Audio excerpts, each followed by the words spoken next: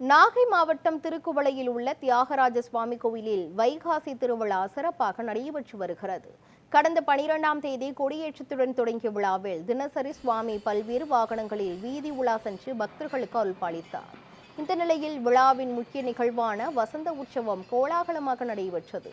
சிவவாத்தியங்கள் முழங்க மலர் அலங்காரத்தில் எழுந்தருளிய தியாகராஜ சுவாமி பிருங்க நடனமாடி பக்தர்களை பரவசப்படுத்தினார். இதில் ஏராளமான பக்தர்கள் கலந்து கொண்டு சுவாமி தரிசனம் செய்தனர். தொடர்ந்து சிறப்பு மகா தீபாராதனையும் நடைபெற்றது.